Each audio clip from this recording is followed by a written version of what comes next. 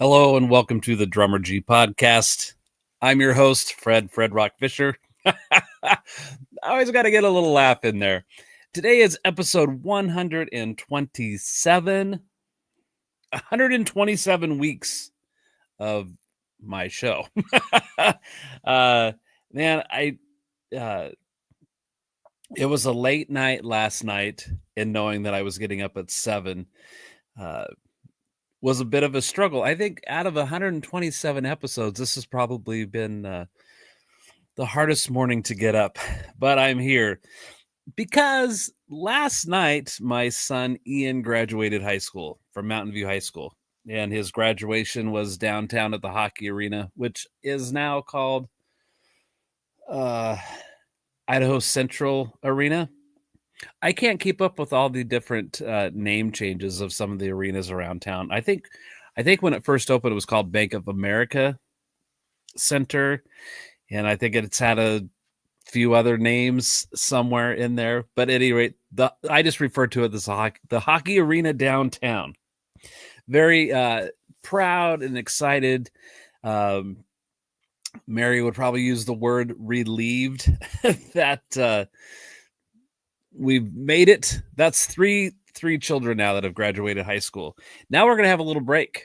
We're going to have a little break because Jude will be in the 7th grade next year. So we get a couple years break from the high school activities before he's a freshman. And then I'm sure he'll be in band just like all the rest of the kids have. So we're going to go whoo for a moment. Let's see. Today, I wanted to talk about, high school graduation. There was just all this stuff going on in the world of music that it was hard to put like a fine point on exactly what I was going to talk about today. But part of what I want to talk about will include my thoughts and opinions on Josh Freese being fired from the Foo Fighters. And we can talk about that a little bit. So, but yeah, I'm so proud of my son. Graduated high school, year number. What a year number!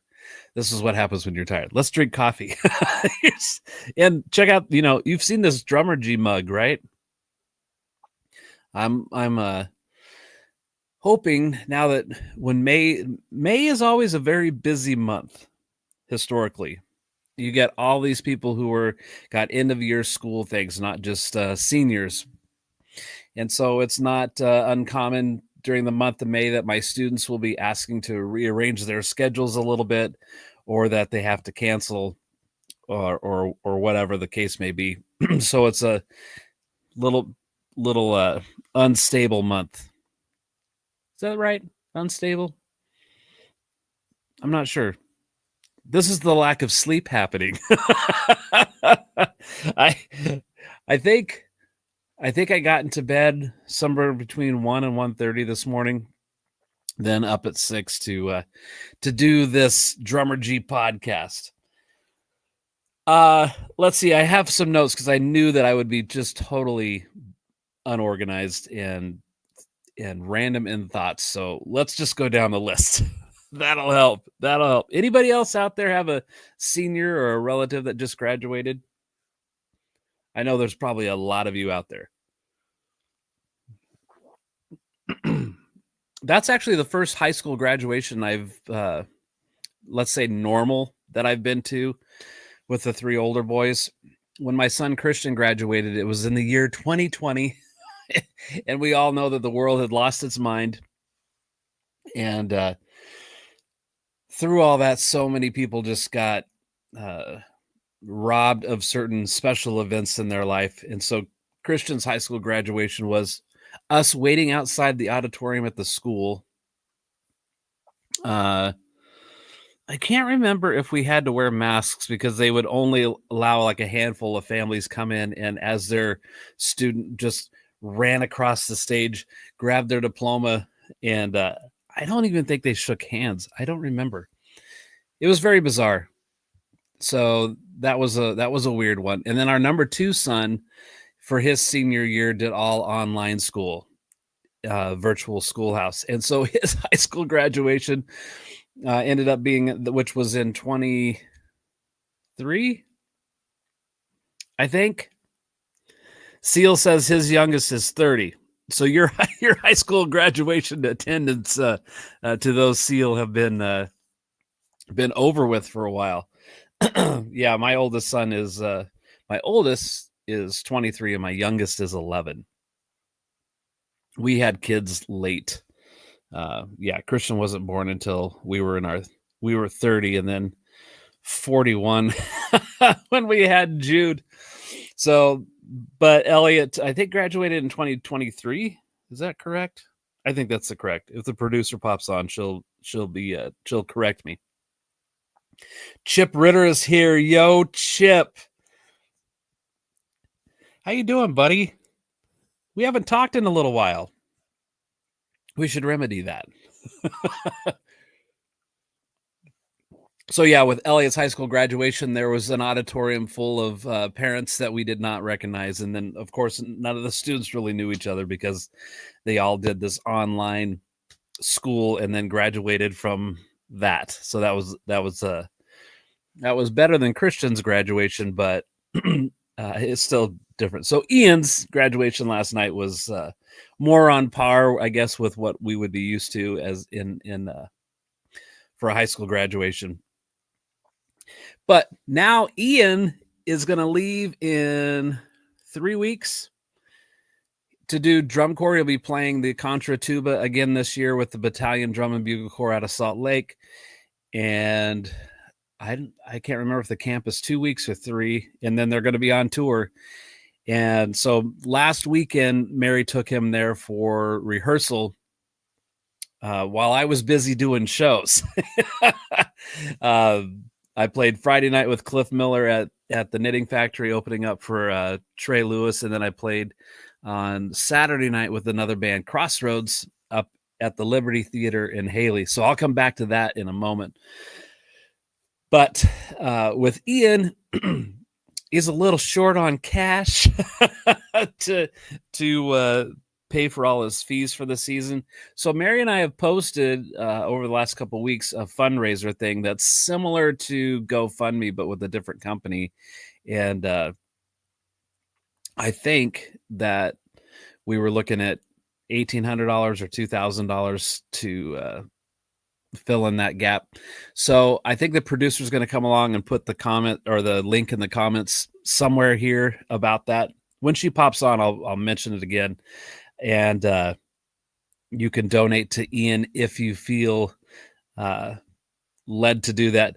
I see the producers here. She's in on YouTube. Yes, she said 2023 is correct for Ian's graduation. Kevin Jensen's here. Hey, Kevin. Oh, Mary says he needs $2,500 still. Well, I'll be helping out with some of that from my shows I just did. So anyway, well, I'll let Mary put that link in the comments for Ian if you want to help him out financially, help support him with drum corps. Drum corps fees went up like $1,500 this year from last year. It's expensive to do drum corps and all the travel and rehearsals and things like that back and forth. So Mrs. F, if you can get a link in there, that would be cool. You might have to jump on Facebook to do that. Kevin Jensen is here, said the Liberty was a blast, and now Gary Tackett is here watching from California. Awesome. So let's talk about Liberty Theater, and there it is. The producer has put in the link in the comments on Facebook. So if you're on Facebook, you'll see that if you want to donate to Ian Fisher's drum corps tuition. There you go. Boom. Just like that. So I think I'm going to look at my calendar because I don't remember the date off the top of my head. But I think this is kind of an interesting little tie-in.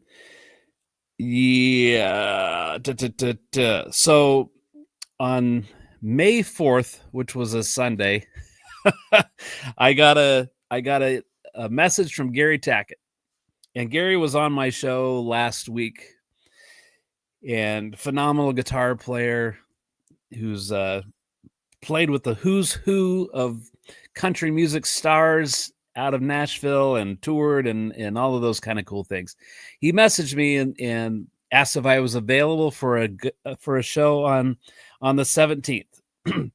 So I called him up, asked him what he needed, what was going on, and it's this band Crossroads, which I'm wearing the shirt with the microphone in the way. Let's move the mic.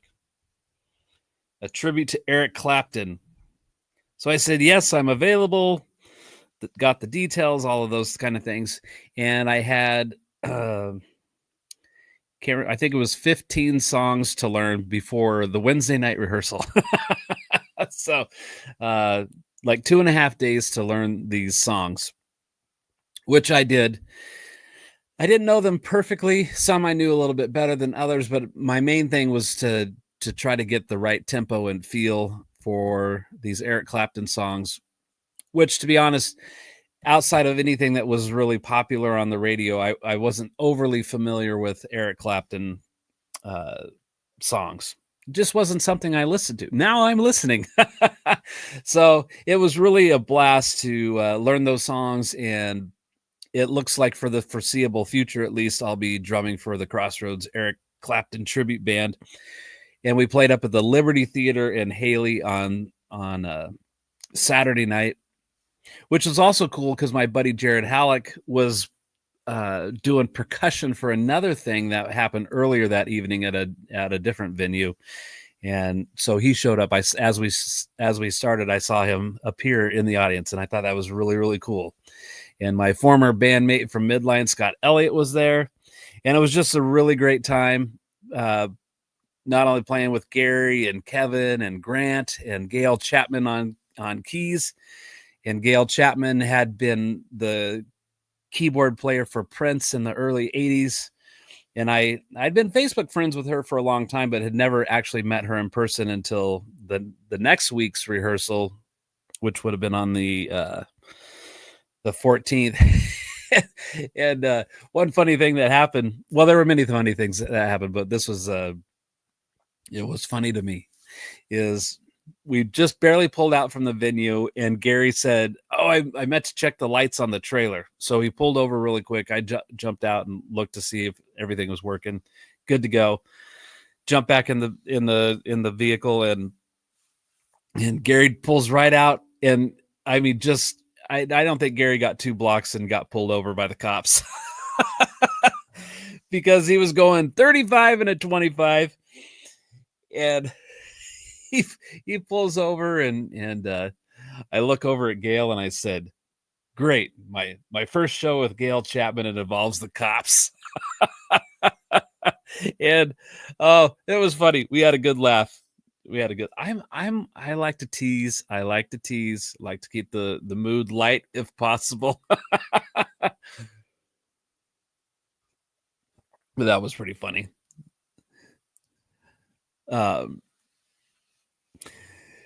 Seal says, thank God every time I clicked on comment, it switched to some random feed. I don't know what you mean there, Seal. Did you just randomly find me this morning? Maybe. I don't know. Anyway, what else is happening? Oh, here's something really, really cool. And Crossroads, by the way, will be playing next Tuesday, May 27th at Indian Creek Plaza out in Caldwell, which is going to be great. Anybody rewatching this show in the future, and these dates have come and gone, well, you could still look up Crossroads and see where the next show might be.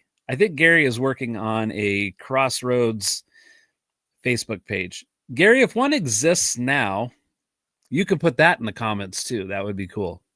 And if it's not there, then I think there may be a website as well. So I'm excited now. Now I'm playing with Midline, with Cliff Miller, and with Crossroads, which as each group becomes busier, can be a little bit of a tricky things schedule wise, and or I might have to be faced with making a decision on which one to do. So we'll see how things unfold. Everybody that I played knows, everybody I play with knows that I'm a busy guy, and I'm working. There it is. Gary put in the comments, www.crossroadstributeband.com. Here, I'm going to post it on the screen for you folks. There it is. I'll leave that up for a moment. Yeah, it's pretty cool, and I'm excited about Gary's vision with the future of the band. It's going to be totally fun. Seal says, no, was wanting you, but I hit comment and it went to a feed that was on 11, so I clicked on your profile and you and your comments came up. Well, I'm glad you were able to navigate that. Sometimes I think everybody has this issue, especially on your phone. Sometimes your phone kind of glitches out, or for me, I fat thumb things and I'm suddenly lose when I'm watching or reading. And then I'm like, how do I get back to that? It's Tejano Outlaws Hill is here. We'll see you all on Tuesday at the Creek. Awesome. Thanks, Anthony. I'm assuming this is Anthony. I don't think anybody else from your band gets on under that profile. I might be wrong. I don't think I'm wrong. All right, here's another cool thing that is going on, and especially for our community here in the Treasure Valley, is if you guys haven't checked out the band Town of Trees, you should check them out. Kind of some modern poppy type rock band, very, very good. All super cool people that are in the band. Yes, it's Anthony, and he says we'll see the producer tonight. Yes, my wife, the producer, her band Casio Dreams is playing at Indian Creek Plaza tonight. So there's your chance to go see the really cool pop 80s tribute band Casio Dreams. Seal says, "Oh yes, let's hear it for a non-smart smartphone." Yeah. I think the phone's probably smart. It's the operators that tend to randomly press buttons. James Harrison is here. He said, I saw some clips on Facebook from the Crossroads gigs. Sounded great. Thanks, James.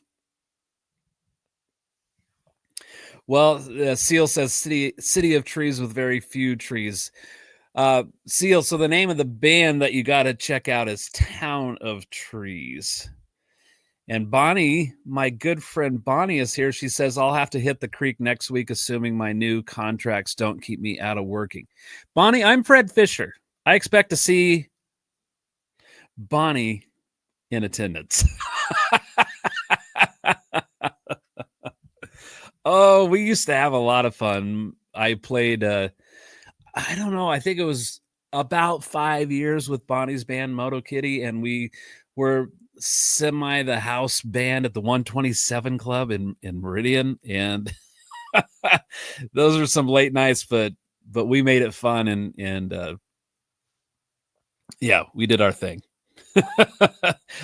I did this whole thing. It's now I'm starting to have these memories come back. I started doing these silly videos called Kitty Litter TV.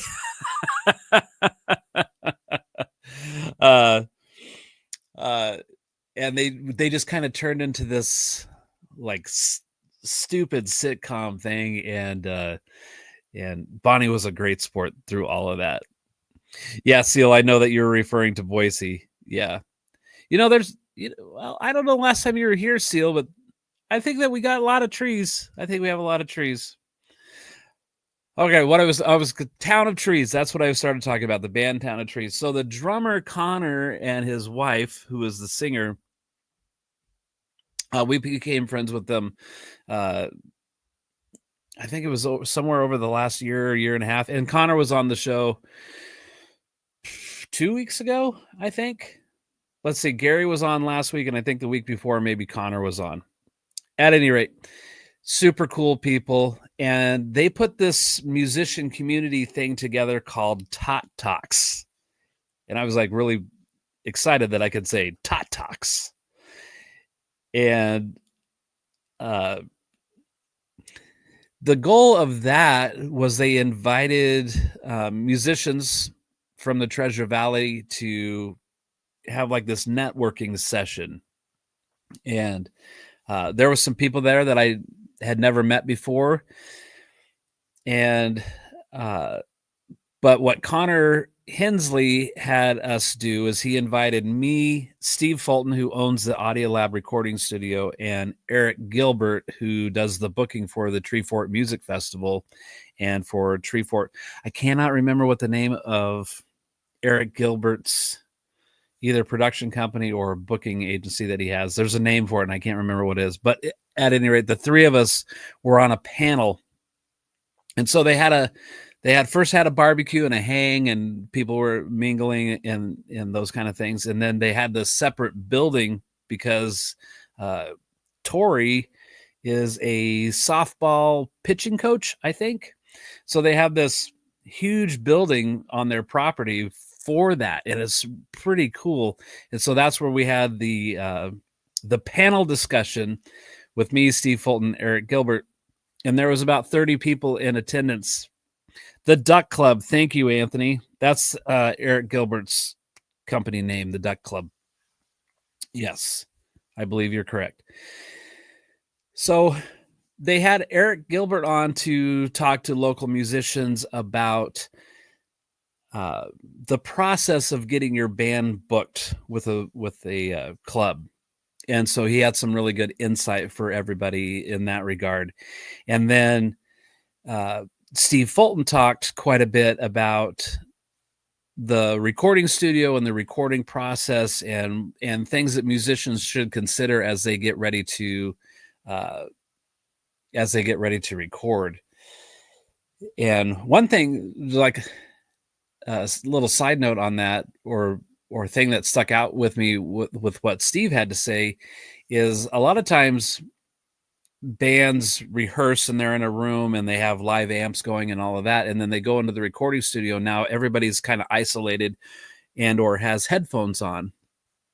And so one thing that he suggested to do, and it's fairly inexpensive for bands to do, is to get a headphone amp and then get a stereo feed from your soundboard, and goes into the headphone amp, and then everybody in the band wear headphones to get that little bit of learning curve out of the way on playing with headphones on and what you're listening to, so that when you go to record that you're more comfortable in that environment and you can play your best and get your best recording. So I thought that was a really cool tidbit of information. And then I talked about teaching drums and I talked about recording drums. And then I too kind of echoed what some of the stuff Eric Gilbert was talking about, but like from a band perspective, his relationship with a booking agent versus a booking agent's perspective of working with the band. And then I talked about playing with in-ear monitors a lot, bouncing off of what Steve Fulton had said about playing in the studio with headphones on, and talked about using in-ears live and all of that. Met some really cool people. One guy, I think his name is Robert, gave me his new CD that just came out that I need to listen to and check out. And I think it's really cool sometimes when musicians that you haven't met before hand you their music that they're proud of and they want to see what you think. So that'll be on my listening list this week, is to check out that CD. Seal says a lot of venues in Portland are charging bands a percentage of the take to play the venue. I think I know what you mean by that. I'm sorry, I'm checking up on. Seal says he's been to Boise almost every weekend lately. Yeah, venues are going to do different things. I don't know what the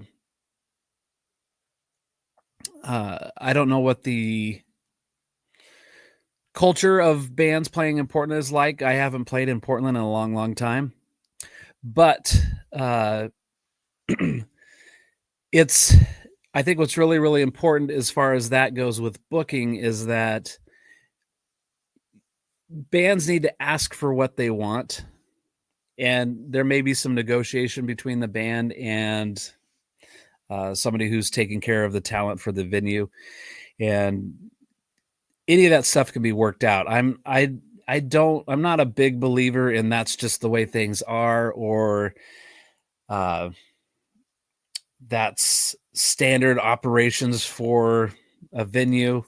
That was another thing that Eric Gilbert brought up, is like, what are you bringing to the club? What of value are you bringing to that situation, and to get the gig?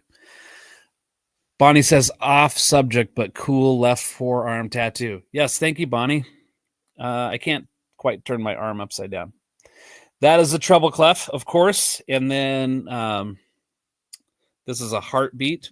I think when I originally saw this tattoo, the way that this was drawn, to me looked like hi-hat cymbals a little bit. So I thought that was kind of like a double meaning thing on that. And then the notes that are tattooed in is the chorus to Time Stands Still by the band Rush, my favorite band, Rush. So treble clef, the heartbeat also kind of looks like hi-hat cymbals, and the chorus to Time Stands Still by Rush. Really cool. I want to get more tattoos, and I want it to be very thought out and all become, I don't want to just a bunch of random pieces on my arm. So, but tattoos get expensive really fast, and we have kids to go to drum corps. So yeah, that's the way that was working. But yeah, I just, Seal got me thinking about, yeah, it's just whatever the arrangement is that you make doesn't have to be the same as what every other band deals with. I think every band should decide what their worth is and ask for what they want and present it to the venue that way. But you also have to have something of value that you're bringing to it. You can't just say, oh, we're a good band, like making sure your website, or I don't know. It's just like whatever level you're working on too. That's really important. There's trying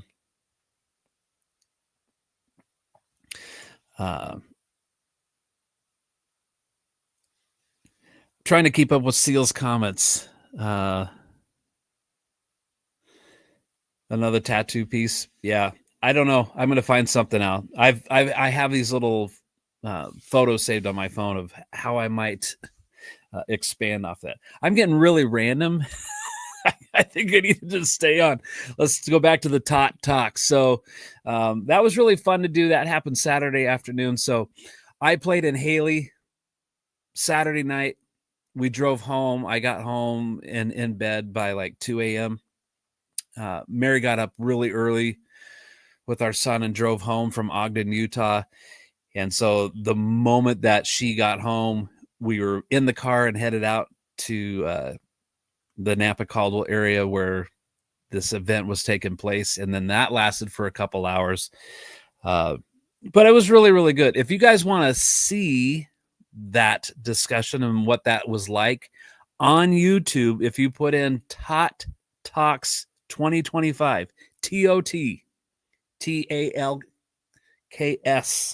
Tot Talks 2025, you can find it and you can check out the whole thing. I think it's a little over an hour long. So it's discussion with me, Eric Gilbert, and Steve Fulton, with about 30 other people there. And it was just, what a cool hang. What a great idea. And I think they intend to do this event at least once a year. So really, really good stuff. Let's see what else is going on. Okay. I think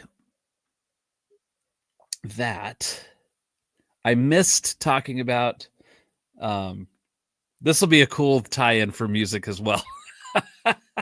Because so many of us are listening to Apple Music or Spotify. I think there's those are the two main ones. I think there's YouTube Music and Amazon Music, I think. Wherever I listen to Apple Music, that's my main go-to for streaming. But I talk about what goofy holidays there seems to be every day. So I mentioned those on my show. Today is National Streaming Day, which there's a holiday for everything. But what's funny about that is today is also National Be a Millionaire Day. Now, all of us who are musicians and have our work up on those platforms are highly unlikely that any of us are going to become a millionaire through people listening to our music online, which is unfortunate. I think we're all pretty well aware. There's been some videos put out lately about how many songs are on Spotify. Like, I think about a year and a half ago, the James says, I get the irony. Yeah. When I saw that, James, I just started laughing. Oh, it's National Streaming Day, and it's also National Be a Millionaire Day. I think the metrics were about a year and a half ago that there was about 1 million new songs being uploaded to Spotify every week, or something close to that. And then the amount of streams that you have to have per song needed to be like over 1,000 to get any kind of money. So it wasn't just like the artist could have a collective total of 1,000 plays. It's like that song has to have 1,000 plays. If it doesn't reach that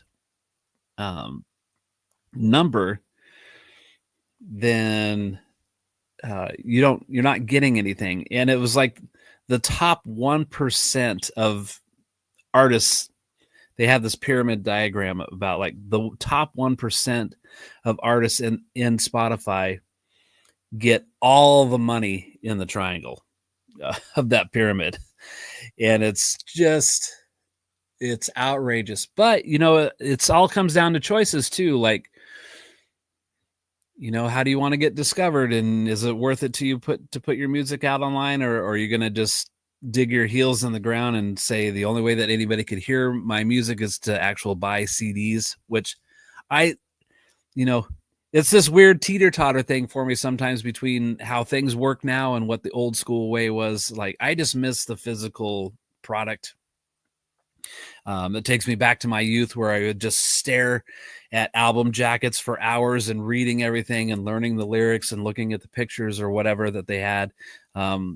So much of that is gone now. It's missing from that experience, and that bums me out. So yeah, it's National Streaming Day, but like James says, the irony of it's National Be a Millionaire Days. So I mean, without getting too far in the weeds, and I've talked about this stuff so many times in the past, is having a multiple streams of revenue is really, really important. The producer says it's 100,000 songs and not 1 million. I'm not sure that's correct. I think it was 100,000 songs a day. We could do a quick little search or the producer could do the search. Let's find out. How many songs are loaded to, nope, come on, Google. See, I just had that experience like what Seal was talking about, where you're on your phone and you're wanting to do something and it just jumps screens. Let's see, how many songs? Oh, Mary just says it's 100,000 per day. See, she probably speaks into her phone and I type into my phone. So she's more efficient than I am. So 100,000 per day, that's 700,000 songs a month or a week, sorry. That's getting there's a lot. So it's just not quite 1 million songs per week that are getting uploaded there. And like I said, that information is like from a year and a half ago. So I'm sure it's probably even more now. all in all, we know there's no money in streaming for us common folk. uh, Seal says, I'm so happy Boise has such a great live band groove compared to 40 years ago. God, I sound old. We're getting there, aren't we, Seal? Yeah, Boise's changed a lot. I told Mary because we went downtown yesterday for Ian's graduation, and it seems every week there's a new building that's appeared, and there's a lot of construction going on. It's beautiful.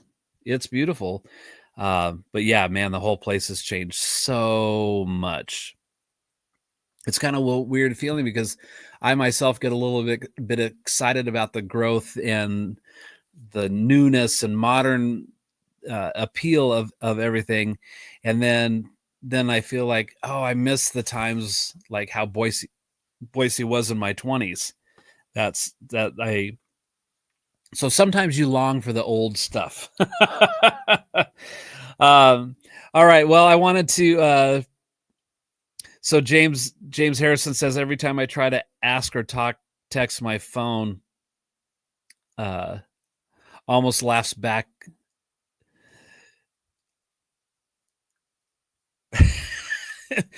WTF did you just say that?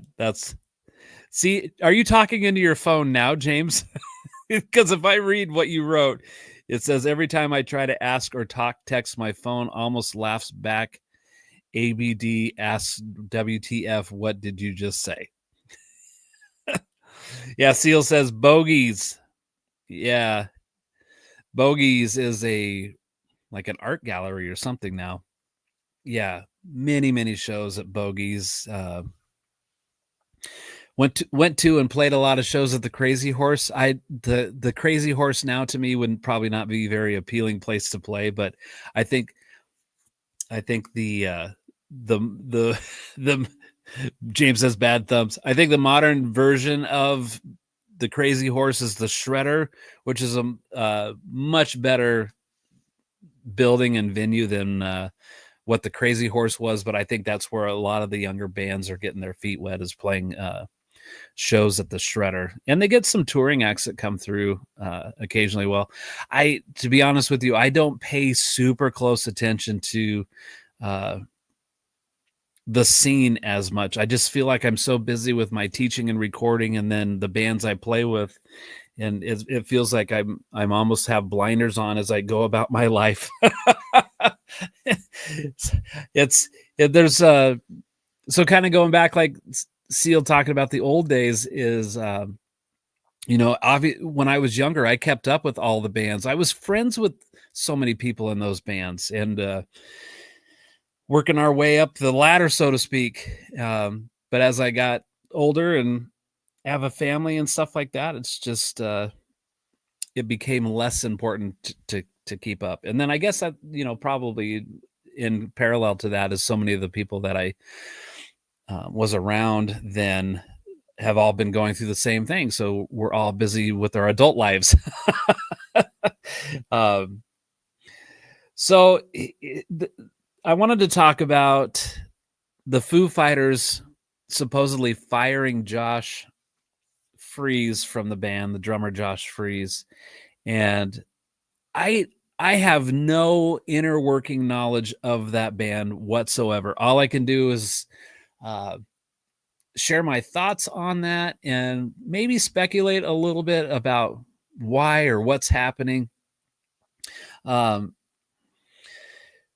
One thing that was a little bit interesting is I saw Mike Portnoy, who's the drummer for Dream Theater, had posted on his Instagram, maybe it was yesterday or the day before, but it said, tough times for drummers.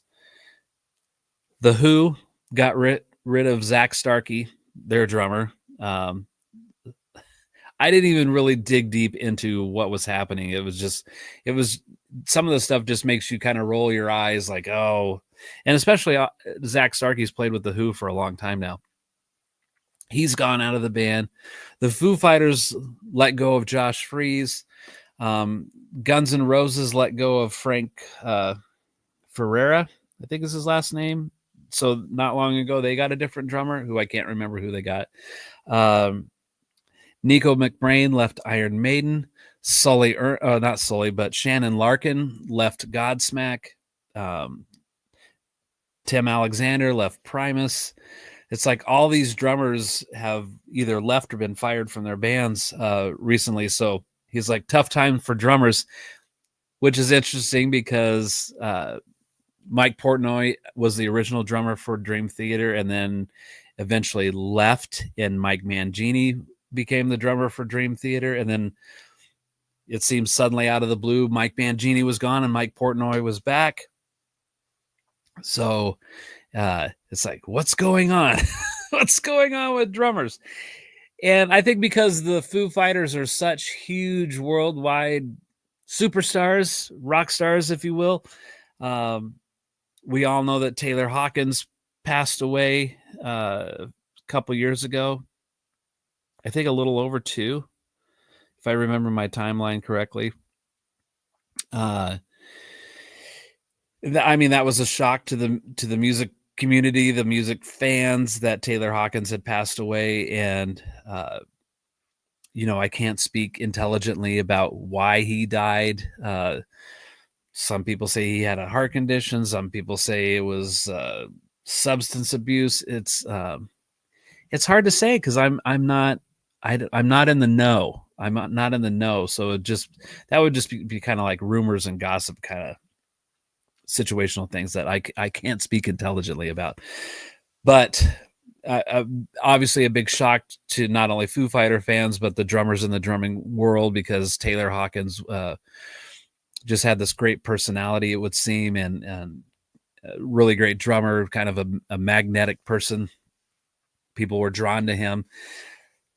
So what a big shoes to fill, not only because, Dave Grohl and his history with Nirvana, and then the Foo Fighters, and Dave as a musician and a drummer, Taylor Hawkins being in the picture, and then gone, and then bringing in another just pretty well-known drummer with Josh Freese, and at that time it was like the community at large was wondering, well, what are the Foo Fighters going to do for a drummer? Are they going to have drummer auditions? Are they going to,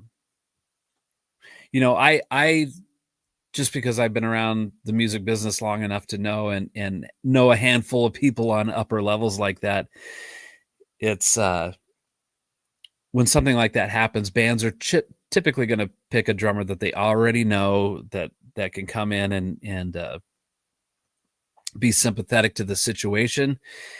And I think there's a lot of things to navigate when you replace somebody in a band. Like the comparison thing just never ends. So, you bring somebody in like Josh Freese, who already has an established name for himself. I think probably drastically cut down on the comparison thing. Well, he's no Taylor Hawkins, he's no Dave Grohl or whatever. No, he's Josh Freese. He's played with all these big name artists and either touring with them live or recording with them. I believe Sting is on that list of people that he's recorded and played for. A Perfect Circle, Devo, Guns N' Roses. I know he at least did session work as a drummer for the band Fuel. And things like that. Let's see. James says, I think this has happened just as much in the past, but now we hear about it instantaneously. Yeah, because of the social media, James. Yeah, you're probably right that musicians come and go out of different bands, but because of the internet, we find out about it very quickly, like wildfire. The producer says, I wonder if he only was ever meant to be temporary. Yeah, that's one of my thoughts too, is, the Foo Fighters needed a drummer. They needed one right away. And so who can they get that already has that level of experience and can tour and learn those songs and come in and save the day, so to speak. So, I don't remember what the process was. for them choosing Josh Freese at the moment. And this is, of course, none of us in the general public are going to know like what that arrangement was, like what Mary's suggesting is. I'm sure there's managers involved and people making decisions either for the band or the band members are making these decisions through the management. So it's not like this. I don't think Dave Grohl came to Josh Freese and said, "Hey man, we're going to go a different direction now." I don't think he did that directly. I think they did that. Well, it would appear through some kind of management discussions. And, you know, lawyers, I'm sure, are involved. There's business is happening. That's what's happening. So then there's speculation like, is Taylor Hawkins' son going to now have the drum seat in the Foo Fighters, which I think to a lot of us seems like that would make sense as well. I think he's in his late teens. I don't know a lot about Shane Hawkins, if that's his name. I think it's Shane. The videos that I've seen him play with the band, like when they've done like some tribute shows or he's sat in with the band, I thought he did great. And maybe that's what the fans want, is for Taylor Hawkins' son to be the drummer. I don't really know. I'm just guessing. But the way that Josh Freese supposedly posted about that, I think it was on, was it end of last week that he posted that he got this message from management that they were going to go in a different direction. And he said he had never been fired from a band before. And stay tuned for my top 10 reasons why I may have been let go from the Foo Fighters. I wonder if I could find that real quick while we're talking about it. I would think Josh Freese posting that maybe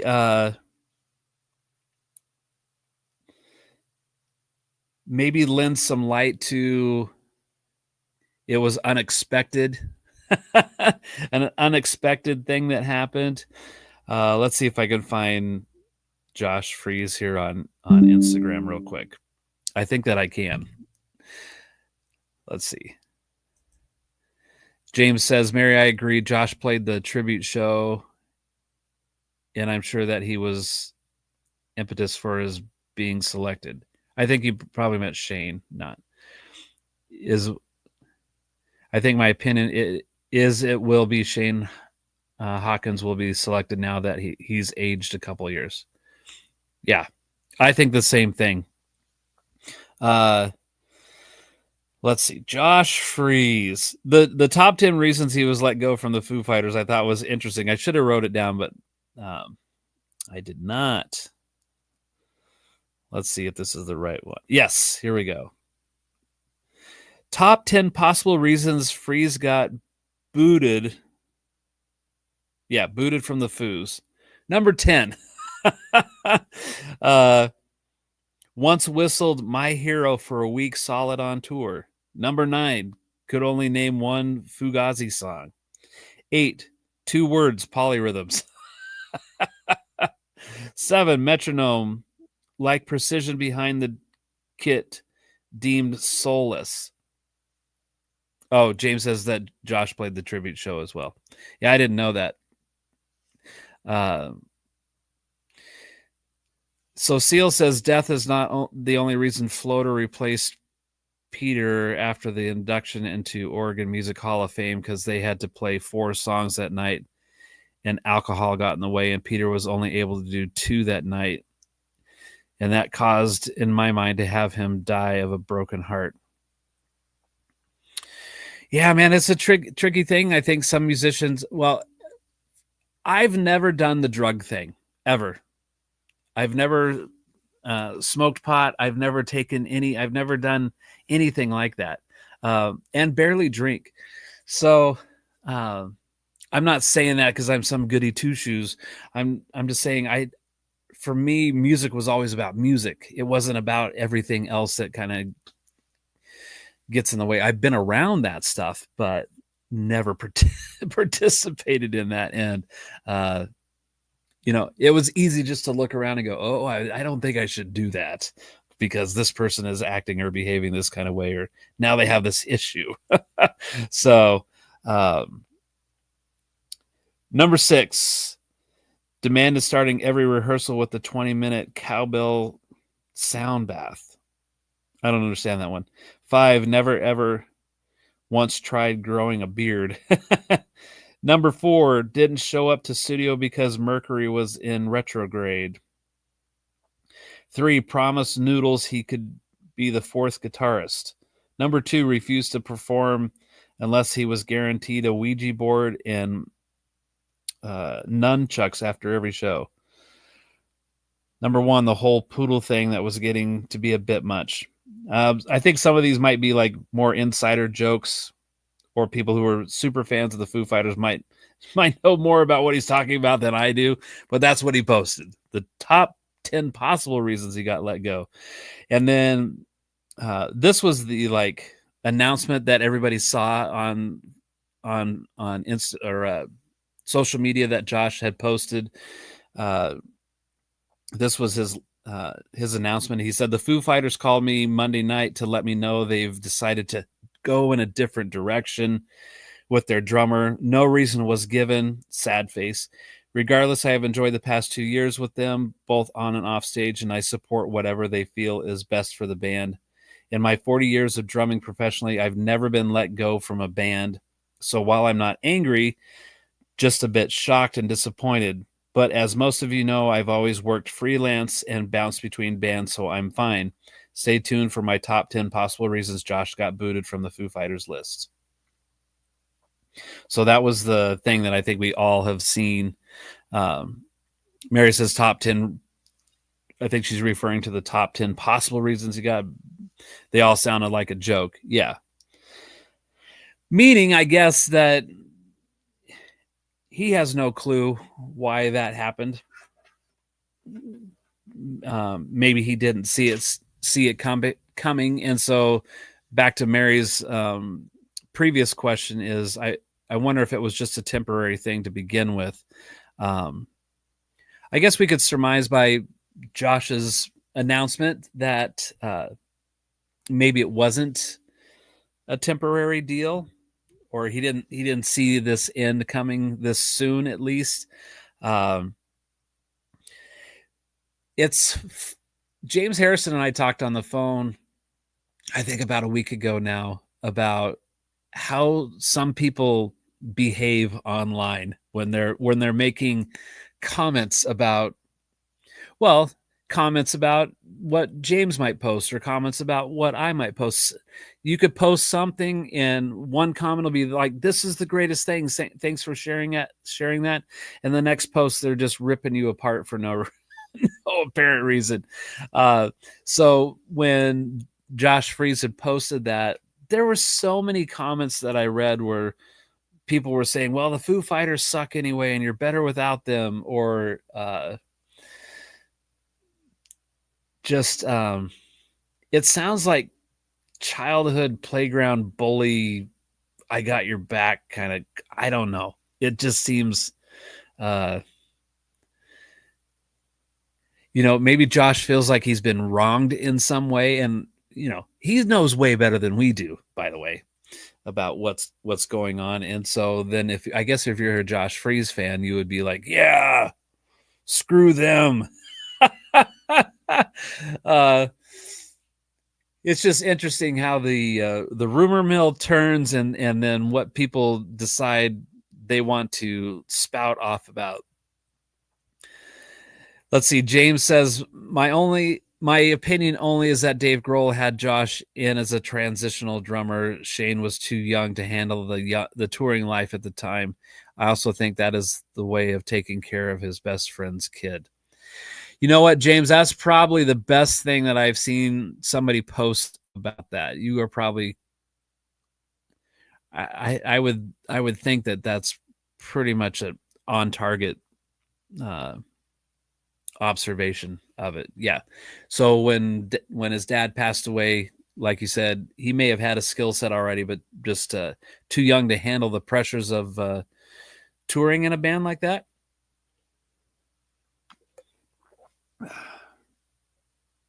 Man, I've been I think this is a sleep deprivation thing that's happening, but my mouth is just like, feels like it's overproducing saliva, and I just keep swallowing over and over and over and over and over and over again. And then my mouth will suddenly feel dry. I don't know what's going on with me. But I think that's a really great observation, James. I think that's right on the money. Seal says, on another note, Peter's side, so he's going back to the band Floater from the Portland area project Riverboat. He did the Aldenova thing, so he has to find people to play with him.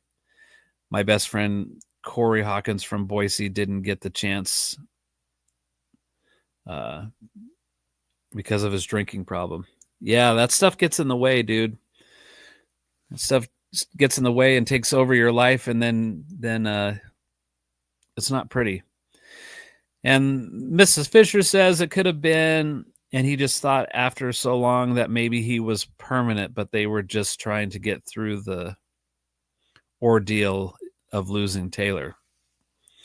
Yeah, that probably coincides with what James has to say in regards to that. I think for me, those are the kind of jobs that I would love to have is playing drums for the Foo Fighters or Guns N' Roses or Godsmack. In fact, it was suggested to me by some people to reach out to Godsmack's management once they announced that Shannon Larkin was. That's another thing. Let's talk about Shannon Larkin leaving. So Shannon Larkin, the drummer for Godsmack, left the band, and along with the guitar player too, Tony Rambola, I think is his last name. So Godsmack made this announcement that, and they did all these European dates not long ago, and the drummer Will Hunt from the band Evanescence was filling in playing drum. And I don't remember who the guitar player was or what band he was from, but I did send my information off to their management, just, I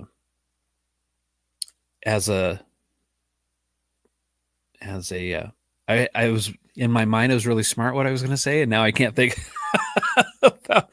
But I thought I would initially reach out to Godsmack's management and introduce myself, and more or less said, hey, if it comes down to if the band has auditions for this, I would like to be included and sent my information. Now, I have not heard anything back. Obviously, they had that European dates booked and had Will Hunt on for the job, which Will did great. But Sully Erna and Godsmack as a whole and Shannon Larkin were all consistent in their story that Shannon didn't want to tour anymore. Like he was feeling old maybe, and he was going to just spend time with his family. So sometime this past week, Shannon Larkin's posting videos of him learning songs or playing, and that he was going to be performing with the band Snot. And then all these people started criticizing Shannon Larkin, saying, oh, he quit Godsmack because he couldn't tour anymore, and now he's going to go tour with Snot. Well, if you actually read the article, it was for a one-off show that Snot was doing that he was going to drum for. It's like, man, read all the words. Read all the words. So as far as what we know, that's a one-off show that he was asked to do and was doing it. So that's different than committing to weeks or months on tour. So, yeah, it's just like the internet experts are out there uncovering the mysteries of why people do stuff.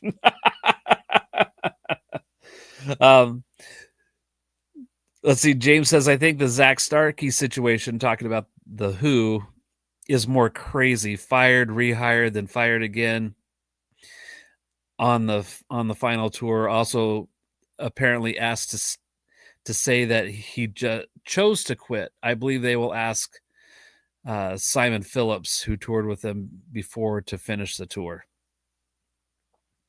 Yeah, I don't know. Zach's been in that band for how long do you think Zach's been in that band, James? He's been in there. He's been there for a long time.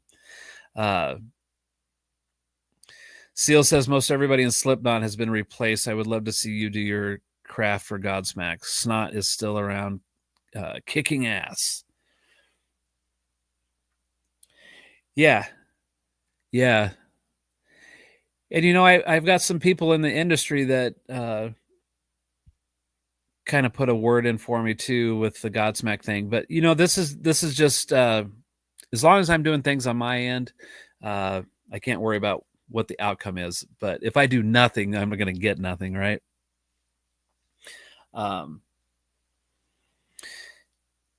Yeah. So, well, with Slipknot, so Joey Jordison, who was the drummer for Slipknot, he got really ill, and I don't think a lot of people knew that initially. So he was not able to do that job. And same with his other bands that he was in, which I cannot remember. I think it was Murder Dolls. Seal, you probably know better than I do. I don't know. But he couldn't do that either. And as we know, that he eventually got sick and passed away. But yeah, I think that Slipknot is more or less Corey Taylor's deal, and he's in charge of all of that. And, some bands can avoid all the turmoil and drama that happen. I think a lot of it has to do with business and who's getting paid more or less than somebody else versus some bands that they're all just an equal member of that band. Those bands seem to stick around that have an equal stake in what they're doing. James says Zach Starkey's been in the Who for 15 plus years. Yeah, I knew it had been a while at least. James, who was, maybe it was Simon Phillips who was there before him. Yeah, it's hard to say, just all the, like I said just a moment ago, all the internet experts start trying to piece together this puzzle with very little information. And it's just interesting. I feel bad in one way for Josh Freese, because I think that seems like a dream gig to have, playing for the Foo Fighters. But on the other hand, I think that if Shane Hawkins has the ability and the drive and wants to honor his dad through that, I could see that also being the case. So it'll be really interesting to see what happens. Just before I got on here to go live today, I did see that the Foo Fighters announced a handful of shows that are coming up that are booked, but I think they were in October. I think that was the case. But at any rate, like I know much about the inner workings of the Foo Fighters, it's just I thought very similarly to things that Mary has said and to what James said. Seal says, thank you for the info. I will promote you, Fred. Sometimes it's all on the people in low places.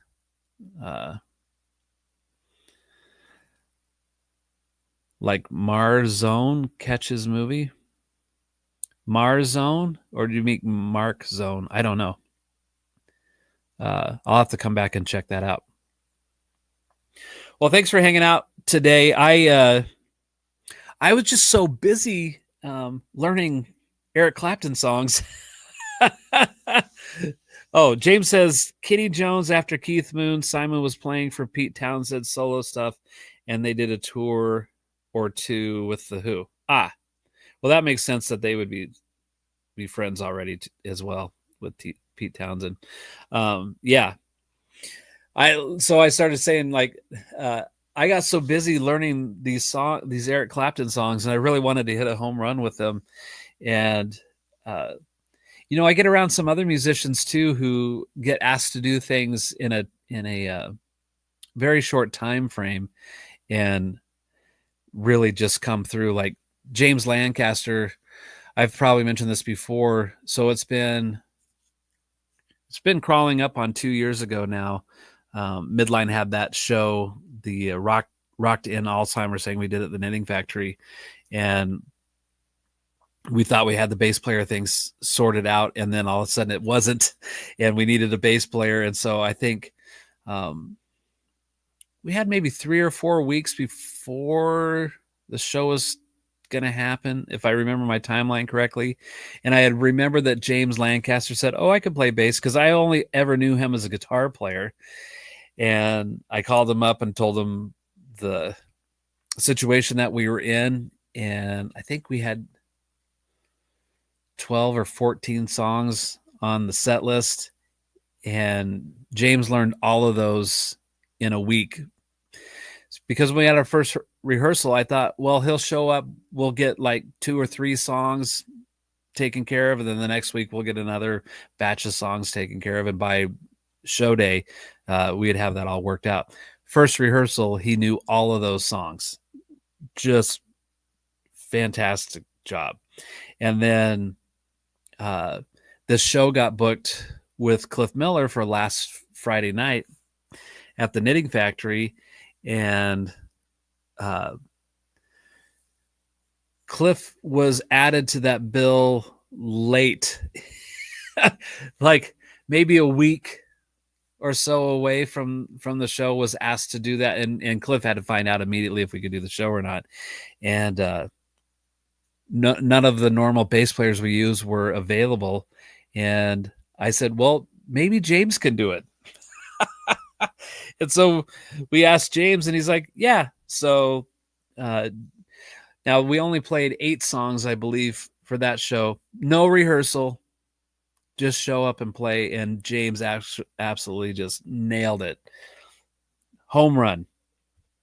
And so me being in a band that needs a fill-in player to come in and just really know what they're doing with minimal effort, I want to be able to offer that too from a drummer perspective. And so that's when Gary Tackett asked me to do this Crossroads thing, and I had 2.5 days to learn those songs before the rehearsal. It's like, I really got to focus on that. And it turned out and worked out fine. So good stuff. Just a reminder that the Crossroads Eric Clapton Tribute Band will be playing May 27th at Indian Creek Plaza. That's next Tuesday. And Seal says, everyone dies, rock stars don't count. They don't count? I don't know what you mean by that. Matt, Zone Society 1. I'll look that up and see what that's about there, Seal. So next week I'm going to have Dustin Morris, who's a local singer-songwriter guy who's got a new album coming out, and he will be my guest on the show, and we're going to dig into who is Dustin Morris. The name of the movie. Yes, I think I got that part. So I'll check that out, Seal. So next week, Dustin Morris will be right here.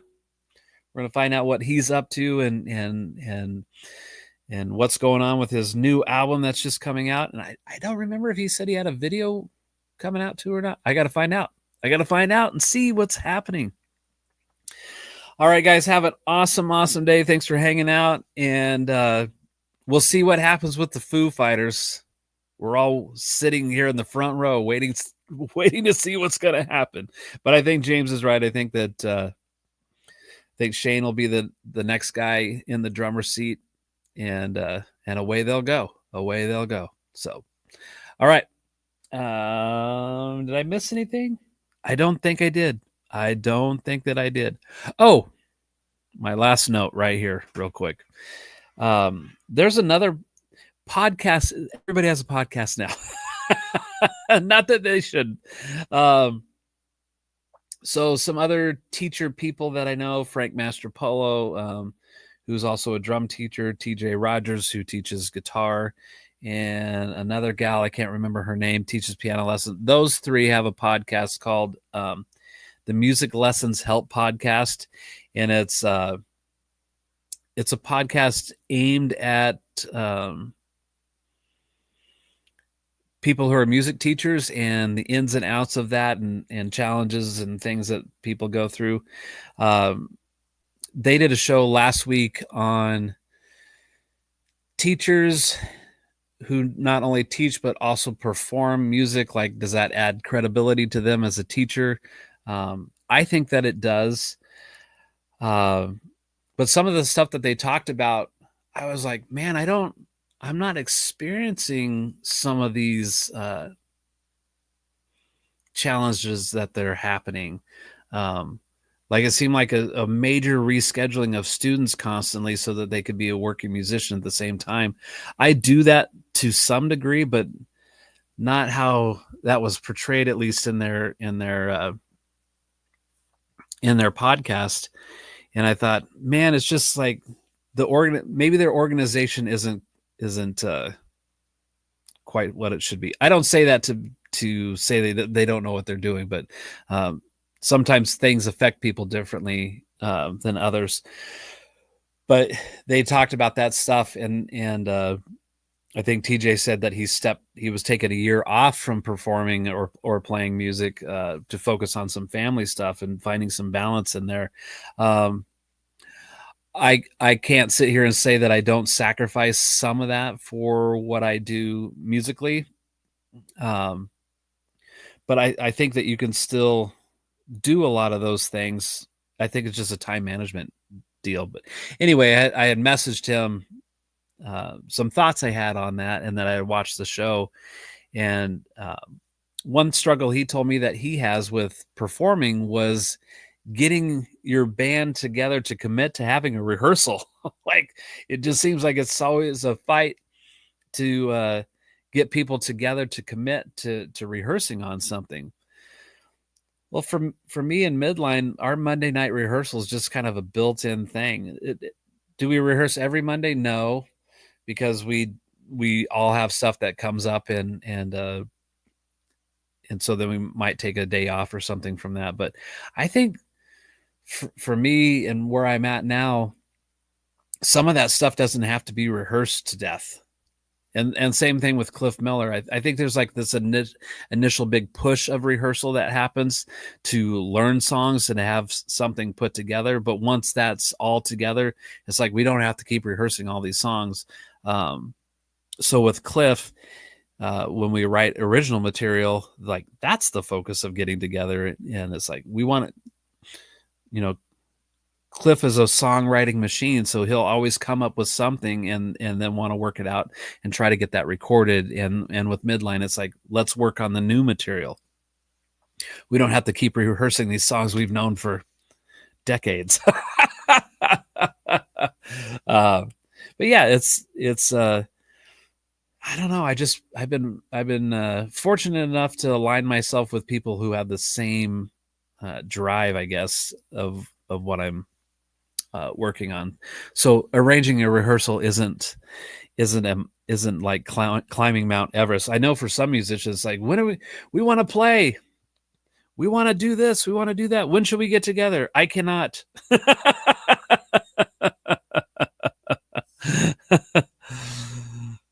Seal says the worst thing about a band is always something to do with the members. Yep, 100%.